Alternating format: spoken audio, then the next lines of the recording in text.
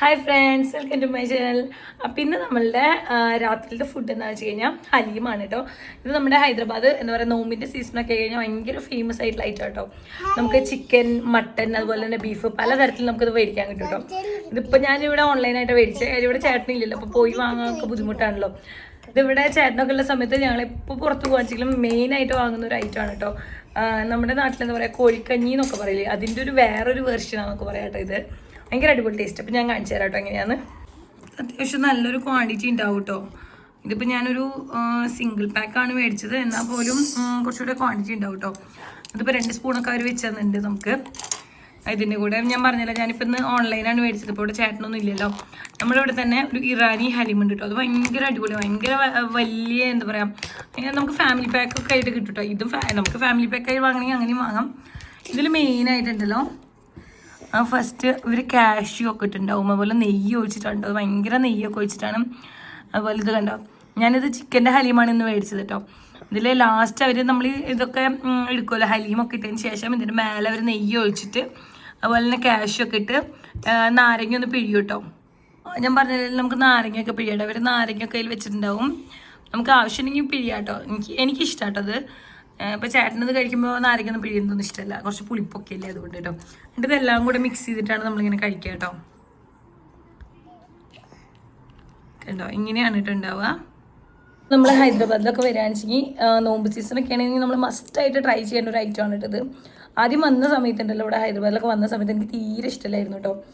പിന്നെ അത് കഴിച്ചിട്ട് അങ്ങനെ ഇഷ്ടം തോന്നിയ ഒരു ഐറ്റമാണ് കേട്ടോ. ഇത് ഭയങ്കര നല്ല ടേസ്റ്റാണ് കേട്ടോ. നമുക്കൊന്ന് കഴിച്ചു നോക്കാം എന്തായാലും.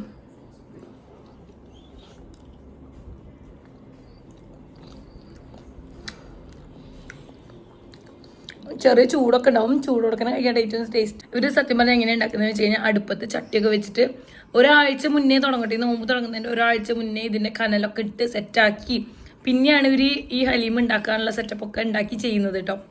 ഇത് എനിക്കും ചേട്ടനൊക്കെ ഇഷ്ടമുള്ള പോലെ, അങ്ങനെ പിള്ളേർക്ക് വലിയ ഇഷ്ടമൊന്നുമില്ല കേട്ടോ ഈ സാധനം.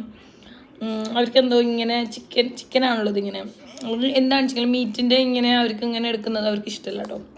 അവരിങ്ങനെ കഴിക്കൊന്നുമില്ല കേട്ടോ. പക്ഷെ ഞങ്ങൾക്കിത് ഭയങ്കര ഇഷ്ടം. നല്ല അടിപൊളി ടേസ്റ്റാട്ടോ ശരിക്കും.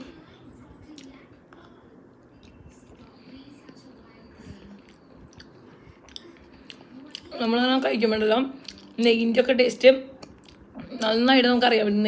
നെയ്യാണ് ഇതിൽ കൂടുതൽ എടുത്ത് നിൽക്കുക കേട്ടോ.